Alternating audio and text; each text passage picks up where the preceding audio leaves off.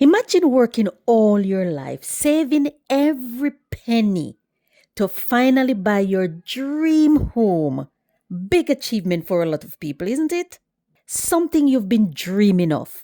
And then, just like that, it's gone. Stolen from you, not by a thief with a weapon, but by a man with fake documents and obviously a plan. When I heard this story, I was shocked, flabbergasted, because I couldn't believe that something like this could actually happen in the United Kingdom. In the United Kingdom. But it did. It actually did. Let's dive into this story. Good afternoon. Welcome back to the channel. If this is your first time stumbling across this channel, welcome. I would love to have your company. On this channel, we share real stories, real experiences of immigrants in the diaspora. So if you're interested in hearing the highs and the lows, the ups and the downs, the ins and the outs of immigrants in the diaspora, please subscribe to my channel so I can bring you more of these stories. And don't forget to turn on that notification so you'll know when I post the next video.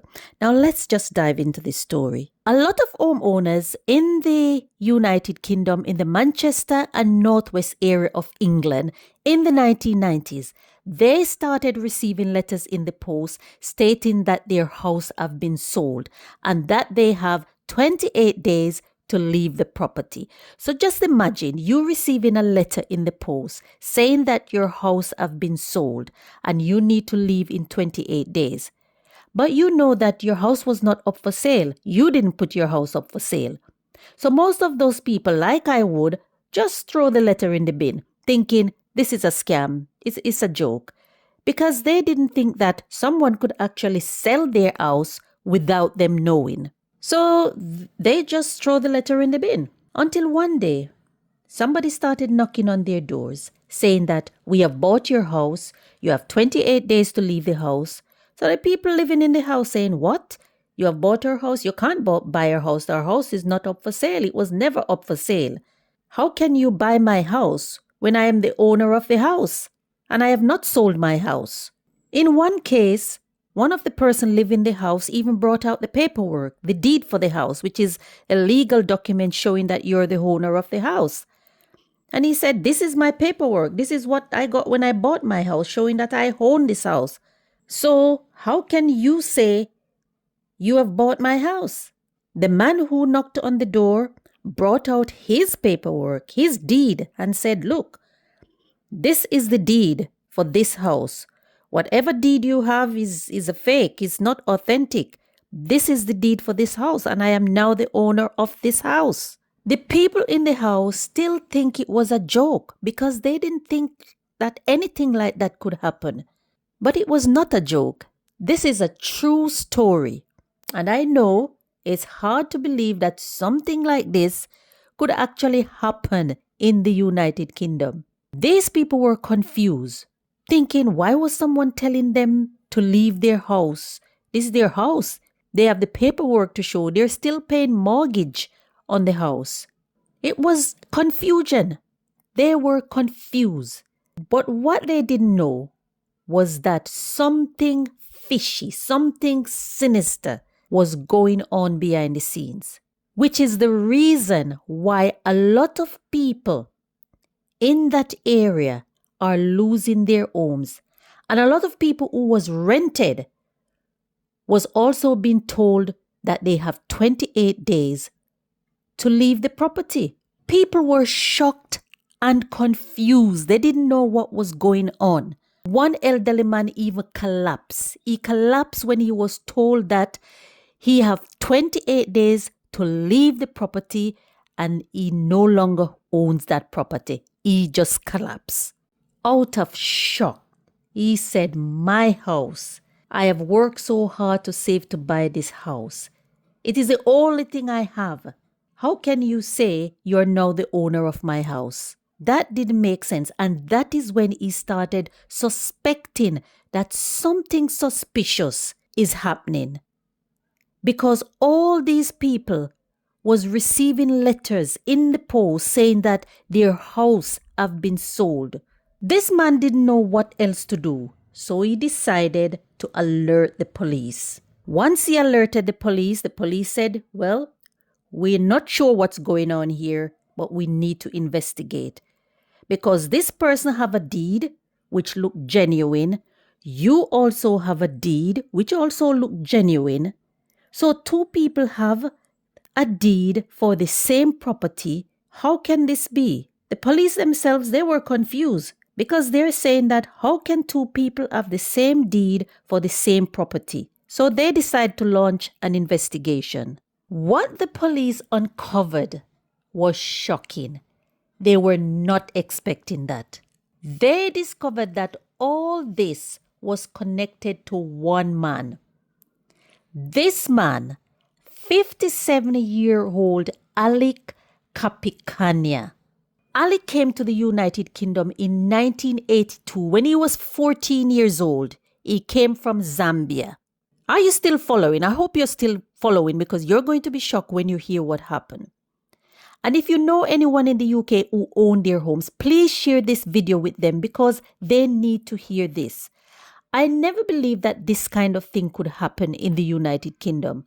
I've heard of situations like these in America where criminals would just sell your house without you knowing, and you would be at home one day, someone knock on your door to say, I'm the new owner of this house, you have to leave.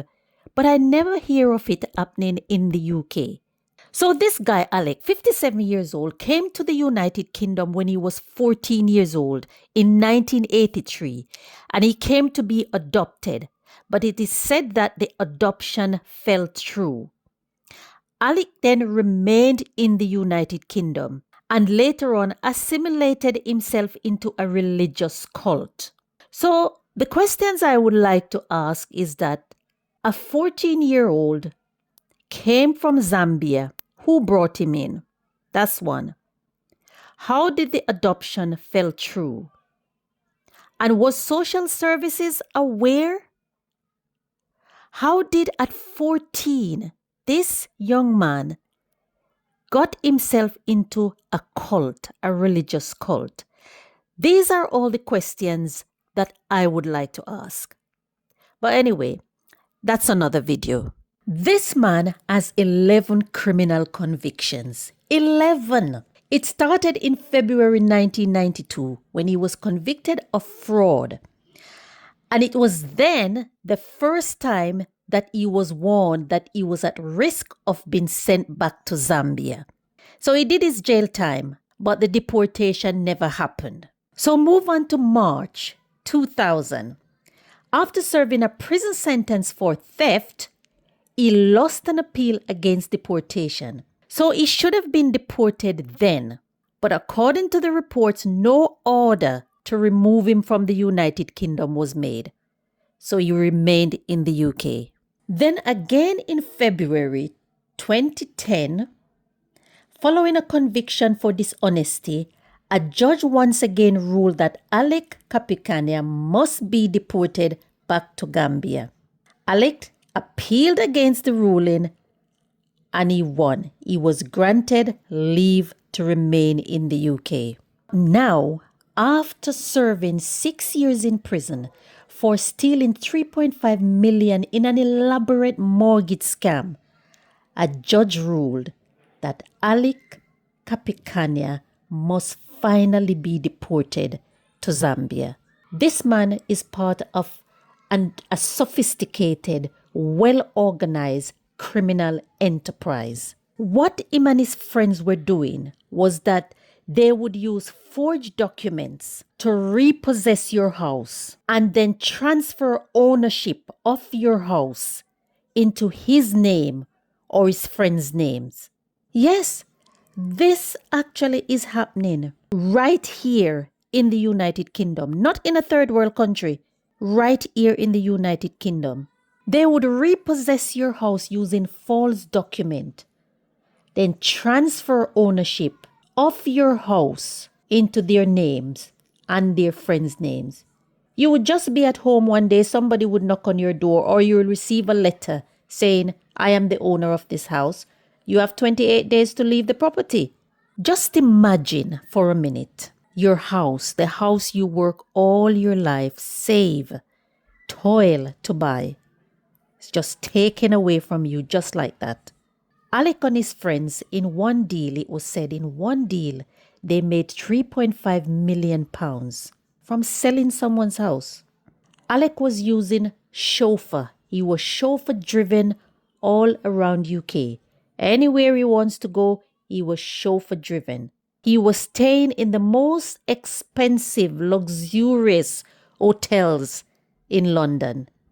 One night it said that he gambled away £170,000 in a casino. One night. That is the high life that he was living. When he goes out, he would be the center of attention, talk of the town. He would tell people that he's into real estate. He owned companies. The last time that Alick completed his sentence, the judge said that you must be deported back to Zambia, but his lawyers argued that deportation would be unduly harsh because he now has a 20-year-old son and he's married in the UK. He argued that Alick has lived in the UK for 42 years. In an earlier appeal, he even told the judge that he was in remission from stomach cancer and that he was suffering from anxiety. On this occasion, his latest appeal, the appeal court judges Lord Justice Bean, Lord Justice Peter Jackson, and Lord Justice Baker rejected the appeal and ordered that Alick Kapikanya to be deported back to Gambia. They wrote that it had been the subject for 5 decisions that he should be deported over a period of a quarter of a century. A quarter of a century, guys, 25 years. They went on to say that the appeal service and reconsideration has served him well in enabling him to remain in the UK until now. They continue to say that, in my view, that is their view, the Secretary of State should now at last be allowed to put the 2016 deportation order into practice. This man have been served deportation order 5 times. He have been challenging deportation order for 25 years, a quarter of a century. Which country, in the current climate, the way things are going, which country would this man be able to get away with this? What are your views about this story? Please leave me a comment. Do you think Alick should be deported after 42 years in the UK? He has 11 criminal convictions. He's been in the UK since he was 14. Or should the time he's been in the UK, should that protect him? Let me know in the comments. If you want to hear true stories, real experiences, don't forget to like, share, and subscribe. Turn on your notification so you'll see when my next video is posted. Thanks once again, guys, for watching, and I'll catch you in the next one.